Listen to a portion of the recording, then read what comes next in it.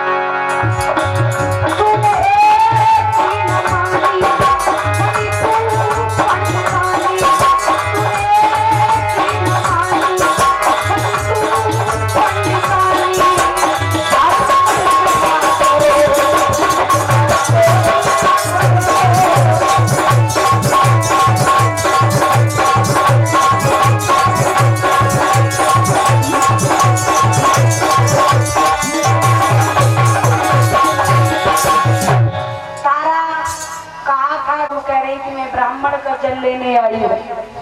तो मैं भी वाल्मीकि की नौकरी करता हूँ, मेरे भी मालिक का आदेश है। आपका धर्म जा रहा था तो मेरा भी वचन नहीं जाना चाहिए।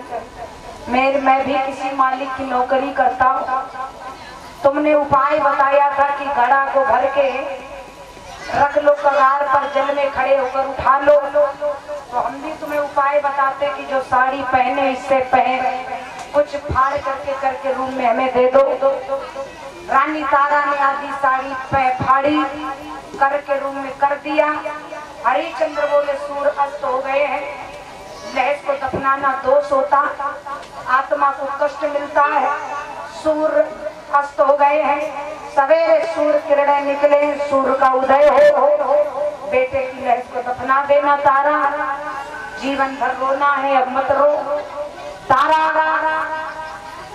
यहाँ पर रोना आत्मा को कष्ट पहुँचता है, सुबह शाम रोना नहीं चाहिए तारा, इसलिए जीवन भर रोना है, लहस को दफना देना, यहीं पर इंतजार कर लो। रानी तारा महाराज मरघट के पास में, मंदिर के पास में, मरघट के पास में, आज मंदिर के पास में लहस को रख लिया और लहस को परीक्षा दी रख करके रोने लगी। और माँ का काम ही होता है, जिसका बेटा जाए घर उजड़े तो दो ही काम होते हैं, रोना और सोना। ऐसे दुख में माता रोना आता है और नींद बहुत सताती है। कभी भी आप देखना, जवान बेटा जाए, बेटी जाए, भैया जाए, तो ऐसे में पता नहीं कितनी ज्यादा नींद आती है। कोई यही सोचेगा देखो नींद आ रही, लेकिन वो ऐसी नींद होती है दुख की। तारा रोते रोते सो जाती है। आज कभी कालू आज क्या किया, विश्वामित्र ब्राह्मण नहीं माने, नगर के सेठ के मरे हुए बच्चे का मांस नोच कर तारा रोहित के मुख से लगा दिया और चिल्ला दिया, दौड़ो दौड़ो, काशी के मंदिर में डाइन आई है, बच्चों का मांस खा रही है। कालू ने यज्ञपति की आवाज सुनी, बोले ओए हरिया, हरिचंदा, एक मरघट पर मंदिर में डाइन आई है, लहस को खा रही है, मांस नोच के खा रही है, बंद कर दिया जाए। हरिचंद्र चले तलवार लेकर गए मंदिर पर, मरघट पर सोने वाली डाइन।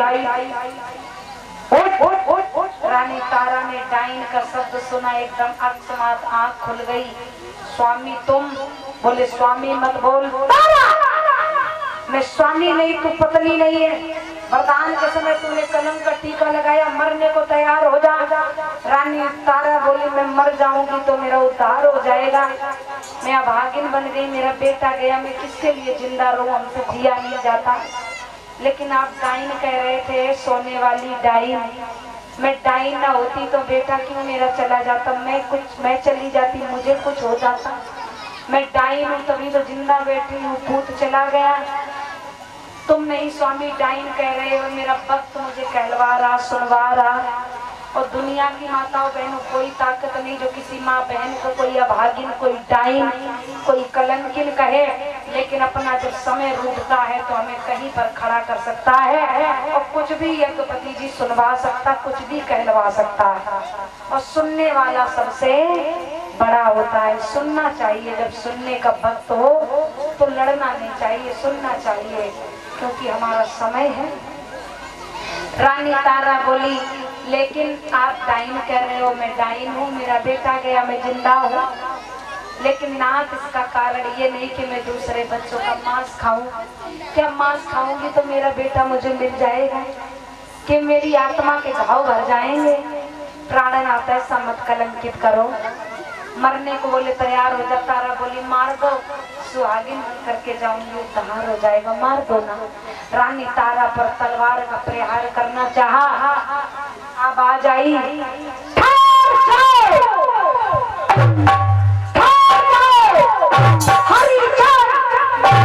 हरिचंद्र ने कहा ठहर जाओ, ये कौन सी आवाज कहाँ से?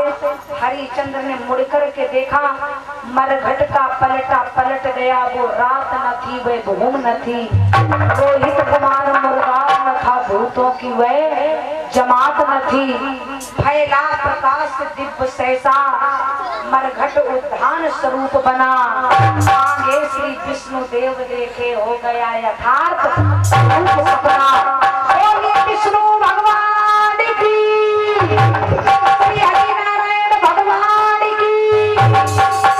मरघट पर देखा परम प्रकाश, मुड़ करके देखा चतुर्भुजी चार हाथ भुजाओं वाले श्री हरि नारायण खड़े हैं।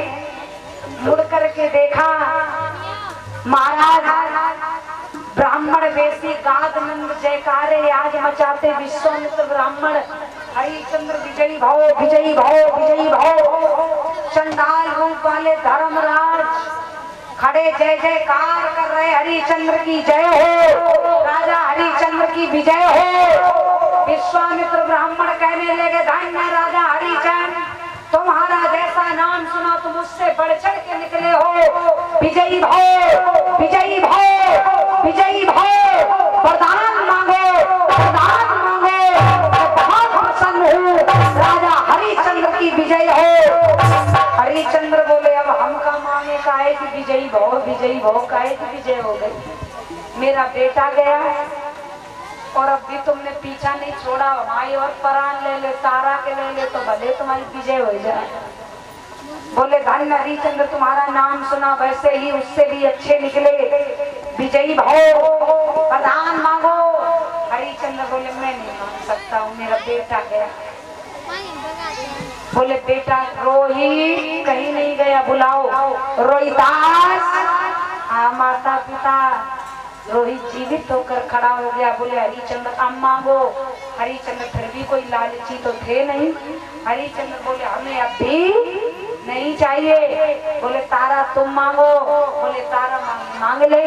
तारा बोली भिखारियों से मैं भीख नहीं मांगती हूँ, और जितनी जल्दी हो उतनी जल्दी मैं आंखन से दूर हो हट जाओ। जितनी जल्दी हो उतनी जल्दी मैं तुम दिखाई मत दे, सपने में भी यहाँ से जाओ। बेटा मांग लिया, अब क्या चाहिए? बोले बेटा तो जीवित हो गया, मांग लो। तारा बोली मैं भिखारियों से नहीं भीख मांगती, हमारे प्राण ने तुमने सब कुछ दे दिया, फिर भी नहीं मन भरा, बेटा मांग लिया, मैं तुमसे क्या मांगू? तो बोले बेटा तो जीवित हो गया, अब मांगो।